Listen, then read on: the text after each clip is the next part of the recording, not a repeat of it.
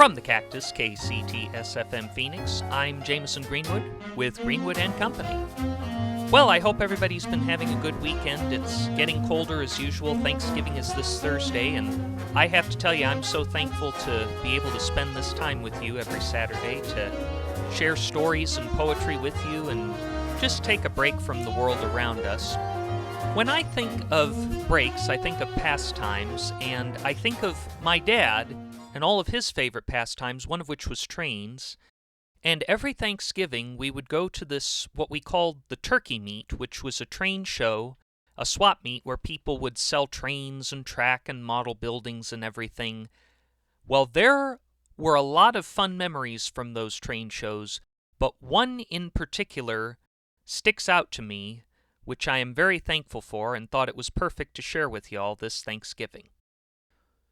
You've probably noticed that at the end of every episode of this podcast, I say, stay healthy, stay safe, and stay young at heart. All three are important, which is why they're included, but for me, the most important one is to stay young at heart. With the adult world being as unforgiving as it is, I feel it's especially important as it helps us find the hope in the difficult, and find the little ounce of good in the bad. Much like Mr. Rogers' mother told him, look for the helpers when we see scary things in the news. Those who are young at heart can not only find the helpers, but it seems have time often to be the helpers themselves. However, being young at heart is also about ensuring you're able to effectively play, a lesson which I learned from my father. For many years he served as the curator of the Avondale Zoo's reptile house, but his love of reptiles goes back to childhood. It became a part of mine as well when he would bring me into the habitats he built in our backyard to house the numerous red-eared sliders, rhinoclemmies, and box turtles he kept as our smaller pets. Sometimes I was only asked to hold back our golden retriever Guthrie from intimidating them. Dogs' intelligence should not be downplayed, but when they see moving rocks, they discern a potential threat. And although Guthrie would never bite, he would often growl or even bark to deter such a strange case of conscious geology.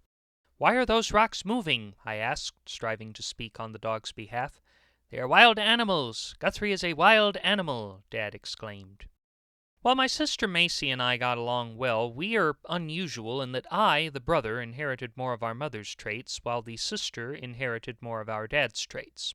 As time went on, Macy took over my roles of helping out in the backyard and even put together an environment for her own pets, a series of rabbits and a hutch in the yard, as well as a pair of crested gecko cages in her bedroom. I did not take after my father's interest in biology, but one era I took was modes of transit. Like me, my father was partial to Lincolns, his favorite being the Continental Mark III, but it was nothing compared to his love of trains. I've spoken about some of this before, as when he was not in the backyard on a Saturday morning, he was in the garage, fixing his Lionel and MTHO gauge locomotives, and running them on small rounds of track he would set up on the workbench, or, if Mother would allow, on the kitchen table. They were always a major presence in our home at Christmas time, running around the tree, but as I relayed in a poem on the Christmas show last year, it derailed and caused a fire due to a stray ornament hook that fell upon the track. From then on, my mother required him to set up the trains on a separate table, and each year the track routes and decorations, trees, ceramic buildings, etc., became more and more elaborate. After the exchange of Christmas lists on Thanksgiving and my mother shopping with my aunts on Black Friday, Saturday would mark a trip to my father's equivalent of Black Friday, a special toy train convention and sale called the Turkey Meet. This was sponsored by the Model Railroaders Club of Arizona and fluctuated among several different venues over the years, but the place I remember it being most often was at Centennial Hall, a convention center out in Mesa, Arizona. The only one that went to this event besides my dad and I was Grandpa Greenwood, my dad's father, while his wife, Grandma Greenwood, would go to Grammy Benson's house in Sun City West to play bridge with the ladies from Shepherd of the Hills United Methodist Church. I haven't spoken much about Grandma and Grandpa Greenwood because unlike my Grammy Benson, whom we visited every week, and Grandpa Benson, who died before I was born, Grandma and Grandpa Greenwood lived in Florida, so we only saw them 2 to 3 times a year. Sometimes we would go to Disney World with them when we went to visit them in Orlando, but usually they would come over to visit us at Thanksgiving and Christmas time, during which Grandpa Greenwood, Dad, and I would go to the train show on the Saturday after Thanksgiving. "You looking for anything in particular, Jimmy?" Grandpa Greenwood asked. "Maybe a toy Lincoln Town car, or maybe my own train." "It's time Jimmy had his own set," Dad smiled. "What about you, Grandpa Greenwood?" "Well, I was thinking an Ives, like the one I had in Brooklyn when I was a kid. It was an Ives number 118. Black locomotive, red wheels, red smokestack, with a tender car. Old-fashioned quarter-inch light bulb, brass bell, and brass and yellow Ives logo." "You see, Jimmy," Grandpa explained, "when I was growing up in the 30s, there wasn't a lot of money for anybody. Well, maybe Herbert Hoover, but the rest of us were lucky if we got just one piece of candy or one piece of cake on our birthday. Not even the whole cake or whole piece of candy in any way." Grandpa then went on to describe how he saved up some money which he gave to his widowed mother to buy an Ives train that he saw in the window at F.A.O. Schwartz. "When Christmas came, we had this little Charlie Brown tree that we bought from our Italian neighbor, Guido, and when we got up that morning I found the train. Your Aunt Margaret found a china doll, and we each had a whole Hershey bar in our stockings. But I loved that train from the moment I got it." "What happened to it, Grandpa?" "Well, when I was 16, I bought an old 1930 Model A from a guy in the Bronx, and I got a speeding ticket out on Long Island, and I had to pawn it to pay for the fine. If I find the train, it won't be mine, but every year I keep the hope that it might be." "What do you mean it won't be yours?" "Well, my initials are on mine. I carved 'em in that Christmas Eve." Now, there's more I'd love to tell you regarding this story, but as is often the case, we have to take a short break. But when we come back, we'll proceed to the turkey meat on a quest for the Ives. You are listening to Greenwood and Company on KCTS.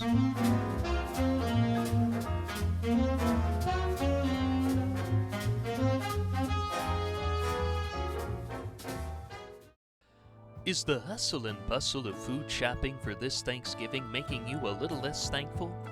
That's where Giggett's Supermarket, your ultimate subpar food store, comes in. If you want to pay top dollar for a not very meaty Thanksgiving turkey, look no further. Full turkeys available now for only $75. One turkey not enough for your family? For just $25, get an assortment of gizzards, kidneys, liver, and other giblets. Perfect for those unexpected overnight guests. If you're lucky, they won't contain anus. And for all your side dishes, 12-ounce cans of green beans, corn, and carrots are 3 for $10. They're a decade old, but if you're lucky, they'll still look like the food they're labeled as. All these Thanksgiving deals are available at Giggett's Supermarkets, your resource for Thanksgiving staples and all your subpar grocery needs. Drop by your local Giggett's Supermarket today.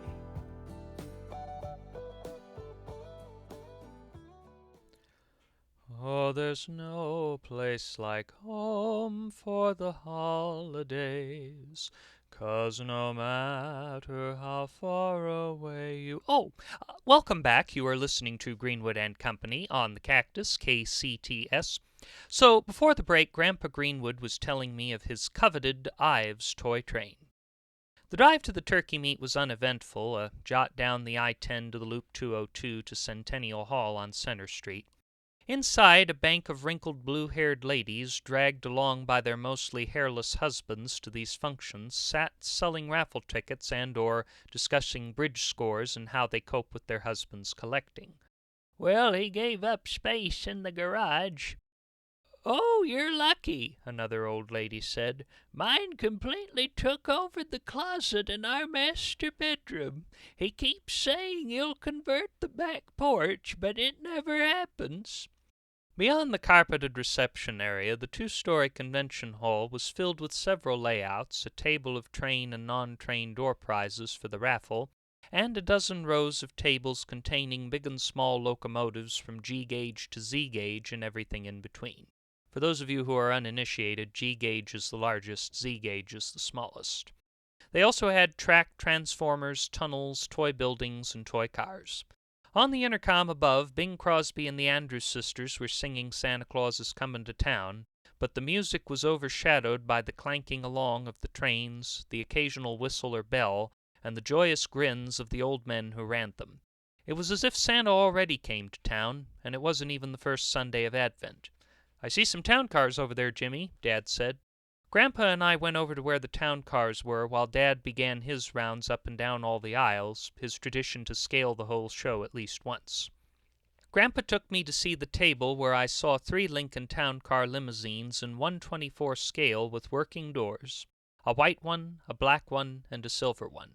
After pondering, I decided on the white one, which Grandpa bought for me for $12. From there we searched around a bit more until we found Dad again.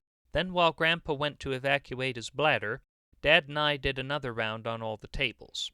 I was happy with the Lincoln Town Car limousine, but also found myself wanting one of the Plasticville houses so I could park it in its little one-car garage, as well as wanting one of several trolleys like the one Mr. Rogers used to take his television neighbors back and forth between the neighborhood of make-believe and the real world.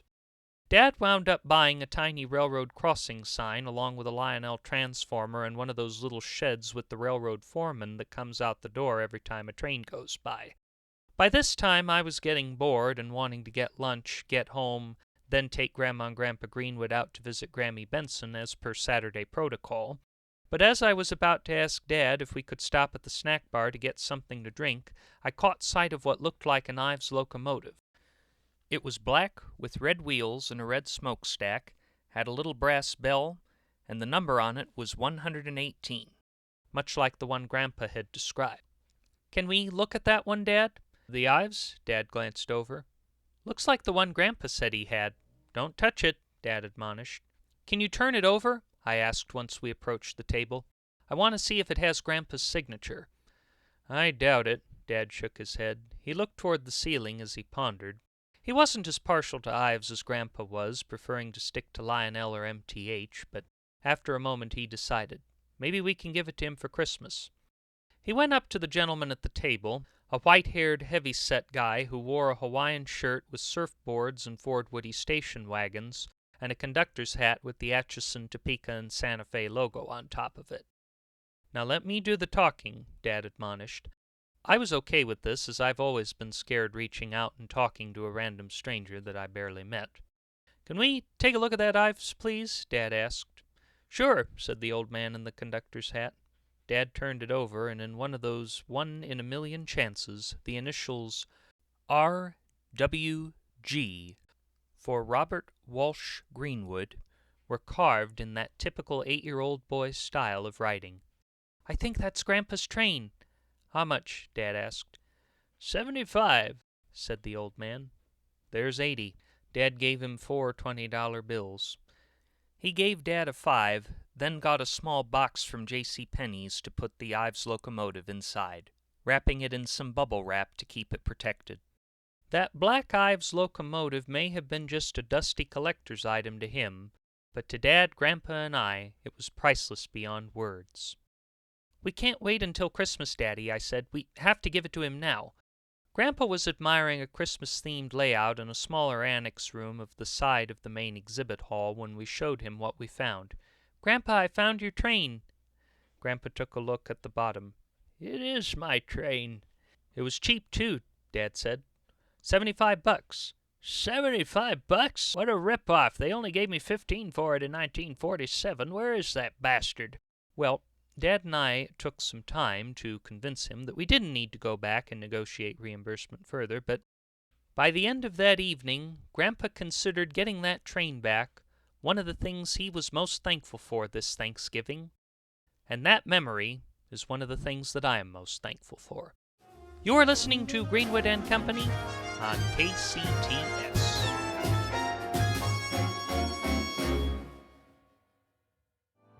Thanksgiving's a time of year to make memories, but if you'd rather forget this year's holiday dinners, Giggett Supermarket has just what you need.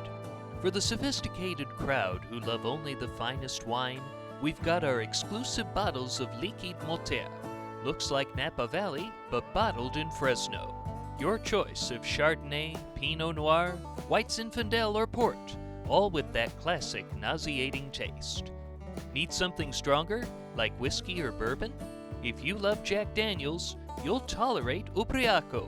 It's so alcoholic it could dissolve your tongue, but at least you won't run the risk of saying something bad about your girlfriend's ex-husband. All these and other beer, wine, and spirits are available at Giggett Supermarkets, your resource for Thanksgiving staples and all your subpar grocery needs, helping you make happy Thanksgiving memories and forget the ones that are too happy. Drop by your local Giggett Supermarket today. Support for Greenwood and Company and the Cactus, KCTS, comes from the Society for Cats with Mathematics Test Anxiety, the Used Car Salesman Plaid Sport Coat Foundation, and the Folding Chair Charitable Trusts. Well, as usual, no Thanksgiving show would be complete without a Thanksgiving poem, which details, again, last year I did one about harvest pies. This one details the rest of the food that many of us will enjoy on Thanksgiving. The bird is roasted, stuffed with bread and spices, on the kitchen counter being carved. We're thankful meal planning's not a crisis, thankful every day that we don't starve. 2 casseroles are simmering in crock pots, green beans and corn, fresh soup and sour cream. We're thankful for the recipes we've got. We're tempted by the scents and rising steam. 2 pies within the fridge are gently chilling, 3 pies of pumpkin apple and pecan. While turkey's good, dessert's the course most thrilling, desserts we've dreamed of since this day began. We'll serve these foods upon the finest dishes, bestowed to Mom and Dad their wedding day. The cups and saucers channel friends' best wishes, the years together Mom and Dad have stayed. We give thanks for this food we soon will eat, plus thanks for those who make our lives complete. Around the table with the ones we love, we thank God for His blessings from above.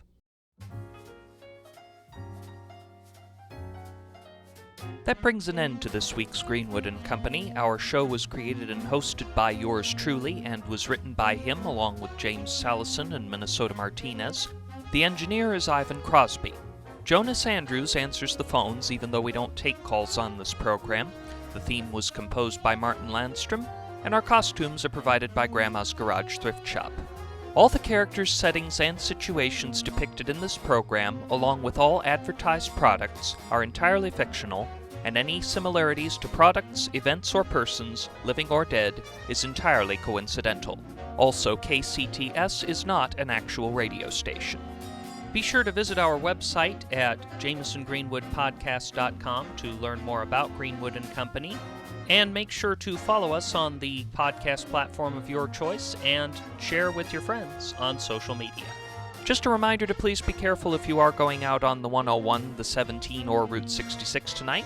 I'm Jamison Greenwood, and until we meet again, stay healthy, stay safe, and stay young at heart. Good night.